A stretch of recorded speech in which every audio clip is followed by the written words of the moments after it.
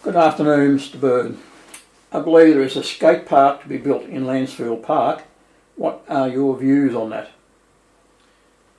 Well, my views are that it is an inappropriate site for a skate park, mainly due to its isolation. Further to that, the State Government Department Sport and Recreation actually have got a publication called Skate Facility Guide. In that guide there's a siting checklist on page 32, and it clearly says that it should be located in a visually prominent site with good public surveillance. Additional to that, it is adequate distance from residential dwellings. This particular proposed site, the furthest point of that particular site is less than 100 metres from the closest dwelling. The Skate Facility Guide requires 100 metres but recommends 200 metres. It's just not acceptable. Won't you be able to lodge an objection? Unfortunately, no. The council have decided not to require a planning permit for this project. I believe this is a deliberate ploy to stop this project from going to VCAT. They'll deny that, of course, but how am I to prove them wrong? There's also an ombudsman that can take objections, but one of the residents of Park Lane has gone down that avenue and lodged a complaint with the ombudsman.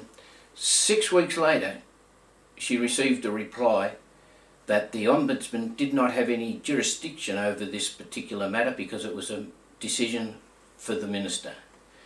I believe that they knew this was the case, and on many occasions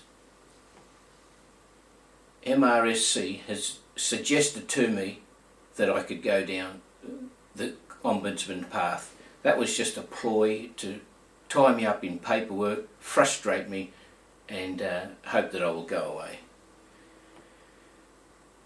On this point of the planning permit, back in 2014 when this particular skate park location was announced, one of the former residents of Park Lane contacted his councillor, who then contacted someone in the MRSC, who may have been Graham Treadwell, and Graham Treadwell contacted the former resident via email, and in that email gave the former resident every reason to believe that the council were going to go down the path of issuing a permit, and Graham Treadwell said to that resident that when the permit is issued, he could then lodge an objection. There are quite a few buildings in the park. Did they have planning permits issued for them? I've asked the MRSC many times about these buildings, but they have refused on all occasions to answer. The main one is the netball change rooms that are currently mid-project. I did get an answer from them why that required a permit and the skate park doesn't, and the answer was because of a heritage overlay issue. So I've sent them, following that answer, I sent them another question. Could you please send me a copy of the relevant section or clause of the planning scheme that is applicable to the heritage overlay that applies to the netball change rooms, and clearly explain why that section of the planning scheme does not apply to the proposed skate park? I'm still waiting for the answer. Have you emailed anyone about this project? Many people. My first email went out to 7 people.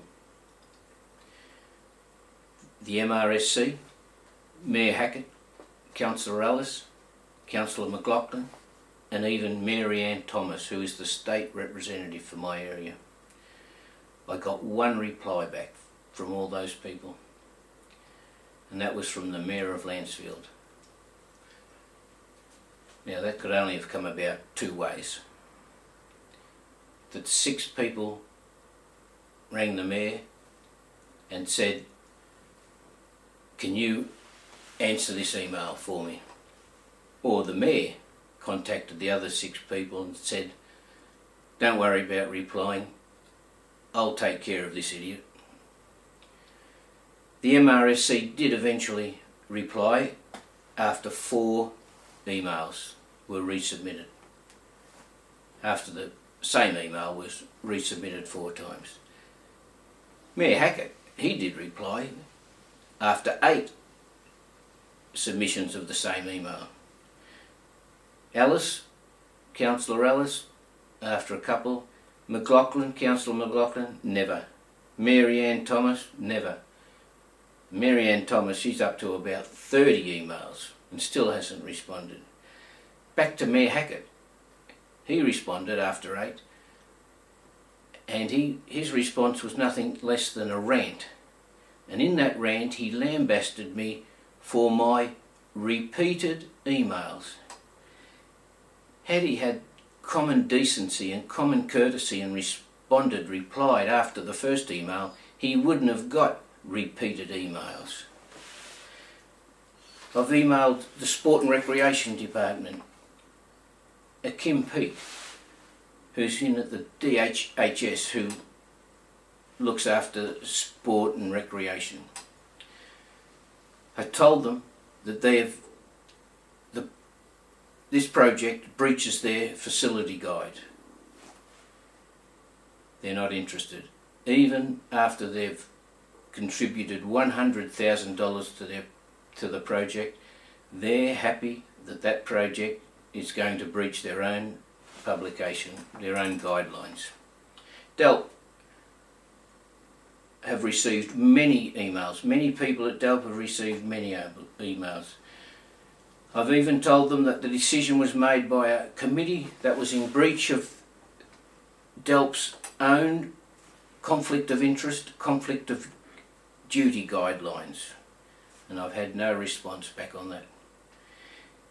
This decision by this particular committee on this particular issue was a flawed decision by a flawed committee. I've emailed Adam Fennessy and told him that he and DELP have lost control of the park and lost control of the Committee of Management. I've also emailed, and I've had no response back from Adam Fennessy on that matter. I've also emailed all and sundry on 2 separate occasions stating that the skate park at the proposed location is a breach of duty of care. Again, not one response from anybody.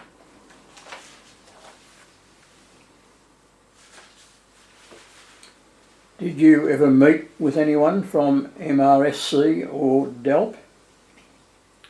I've only ever met with one person on this issue, the skate park issue. That person was Marg Allen from DELP. That was on a Saturday after a few emails the previous week. She offered to meet me at this proposed site on a Saturday afternoon, and I accepted. And I met with her. It was a pleasant meeting, but I was under the impression that by merely meeting with me, that implied that the site selection was still open for discussion. How wrong I was. 2 days later I saw on the MRSC website the calling for tenders for the skate park, and there was a date. I think it was the issuing date of that tender, and that date happened to be the same day that a meeting was arranged with Marg Allen. How can anybody tender for a project when they don't know what the site is, what soil the project is going to be built on. That meeting was just oozing with sincerity. Early in the piece, talking about meeting with people, early in the piece, I separately and individually requested a meeting with the MRSC, and a day later made another separate request with DELP. Both those requests came back within a couple of days, agreeing to a meeting about 9 days, in 9 days' time. The council's meeting was scheduled for the morning of a Friday, and the same day DELP came back and said that their meeting would be on that same Friday afternoon. Over the next couple of days, I smelt a rat called conspiracy. I then cancelled both meetings. Over the next few weeks, there were more than one comments from the MRSC in their emails that the council was still willing to meet with me, and they made mention that DELP was still willing to meet with me. Well, if you have a look at the MRSC Customer Service Charter, it reads in part, "What can you expect from us? We will act with honesty and integrity. We will treat you with respect and welcome your feedback on our services. We will carefully listen to what you have to say to ensure we can determine the most appropriate way to address your request." Now, this is the point I was making regarding those meetings. We will treat your personal information with confidentiality. When I made an arrangement to meet with the council, that was my private information, yet they shared it with a third party. Surely the council or DELP consulted with the Park Lane residents. At no stage has or did the MRSC or DELP initiated any consultation with any resident of Park Lane. If you have a look at the council's website again, you'll see they've got a number of pages regarding consultations. Let me read out a few lines from a few of the sections. The consultation must give equal opportunity to and encourage the involvement of all people and groups who are affected by a decision. The consultation will take place early enough in the decision-making process to ensure that its outcomes are able to be considered prior to the decisions being made or determining a direction of initiative. Council will use consultation to guide the following: infrastructure projects, including construction, alteration, closure of buildings and facilities, and any other projects that significantly impact the environment, character, economy, or livability of the Shire.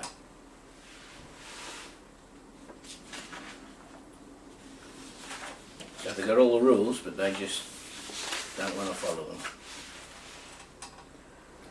You stated that MRSC replied to one of your emails saying your emails had become increasingly disrespectful, so they would no longer be replying. What caused them to write that? Well, I wasn't happy at that stage with their early responses. They wouldn't answer questions. They were giving me the runaround and just simply stonewalling me. So I just kept repeating the questions that have remained unanswered, and they just obviously took offence to it. The email I received included, I find your emails increasingly disrespectful and inappropriate. Continuing to respond to your emails is not fruitful. All I did to prompt that email was to ask the questions that I've been refused answers to. And the main one is, could you please send me a copy of the relevant section of the planning scheme that is applicable to the heritage overlay that applies to the netball change rooms, and clearly explain why that section does not apply to the skate park. I also asked the question, on what date did the MRSC first apply the Sport and Recreation Victoria's skate facility guide to the project?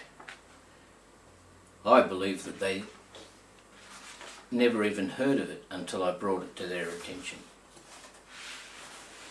What about the East Ward councillors? Didn't they help you? Well, they were among the 7 that I sent the first email to. And as I said, McLaughlin never answered. Ellis answered after a couple. Hackett, he ranted off at me.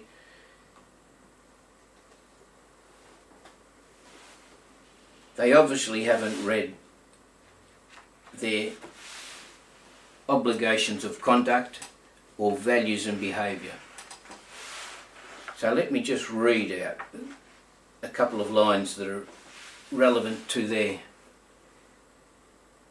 position as councillors, which is laid out in the MRSC website. This is under conduct obligations of a councillor. A councillor must act with integrity. Under values and behaviours of councillors, reads, a councillor will abide by the following principles of behaviour. Treat all people with courtesy and respect. You would think that answering emails comes under those guidelines, but apparently not. Maybe they haven't even read them. Who actually made the decision to locate the skate park at that location?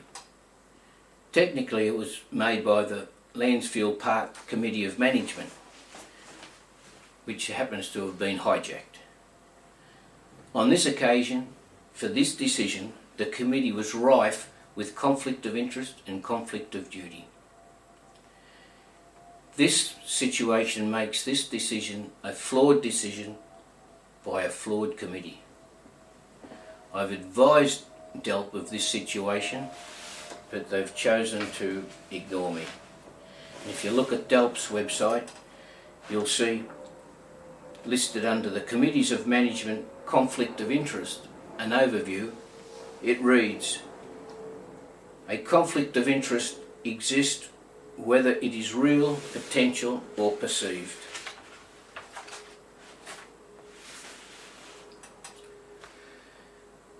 To summarise, I believe that the MRSC, Sport and Recreation Victoria and DELP have treated me with contempt with regard to all aspects of this project. I've been bullied and stonewalled right through the issue, and yet the MRSC accused me of being disrespectful. Respect is earned, doesn't come with position or appointment. The conduct of the MRSC has been anything but professional. In fact, it's been despicable. The question that needs to be asked, but more importantly answered, is how can an unelected mayor of Lancefield dictate to and control the decision-making process of 2 state government departments and a shire council?